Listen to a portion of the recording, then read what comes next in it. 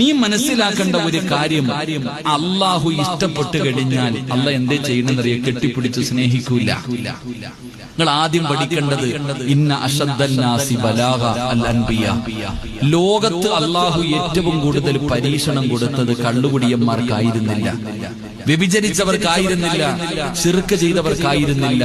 1,24,000 പരം വരുന്ന പ്രവാചകന്മാരെയാ അള്ളാഹു ഏറ്റവും കൂടുതൽ പരീക്ഷിച്ചത്.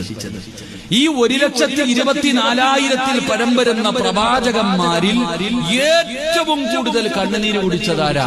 മഹാനായ ആദരവായ പ്രവാചകൻ നബി മുഹമ്മദ് മുസ്തഫ സല്ലല്ലാഹു അലൈഹി വസല്ലം. എന്താ ആ മുത്തി നബിയെ ഇഷ്ടമില്ലാഞ്ഞിട്ട് അള്ള പരീക്ഷിച്ചേ?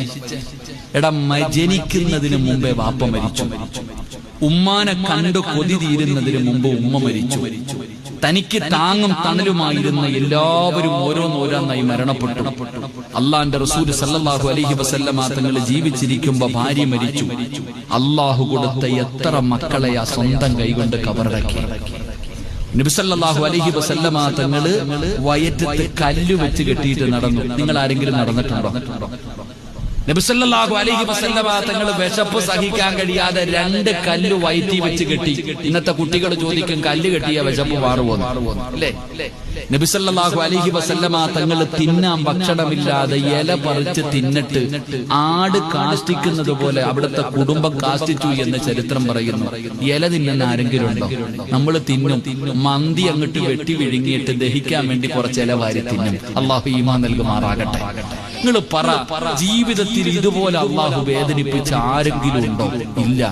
എന്നിട്ടെന്തേ? വെറുപ്പുള്ളത് കൊണ്ടാ? അല്ല, സ്നേഹം കൂടിയത് കൂടിയത്. അല്ല ഇഷ്ടപ്പെട്ട അങ്ങനെ. അല്ല ഒരാളെ ഇഷ്ടപ്പെട്ട് കഴിഞ്ഞാൽ അല്ല ഇവനെ ഒന്ന് അളക്കും. ചുമ്മാതെ ഒന്ന് ഓസിൽ കയറി പോകാൻ പറ്റുമോ സ്വർഗത്തിൽ? അള്ളാഹു ചോദിക്കുന്നുണ്ട്, നീ സ്വർഗത്തിൽ ഓസിന് കയറി പോകാൻ പറ്റുന്ന ഊട്ടിയ സ്വർഗം അല്ല. അവിടെ പോകണമെങ്കിൽ ഇത്തിരി ബുദ്ധിമുട്ടുണ്ടടാ. എന്റെ പ്രിയപ്പെട്ട സഹോദര, അള്ളാഹു അങ്ങോട്ട് പരീക്ഷിക്കും. അല്ല നിന്നെ വിറപ്പിക്കാൻ അങ്ങോട്ട്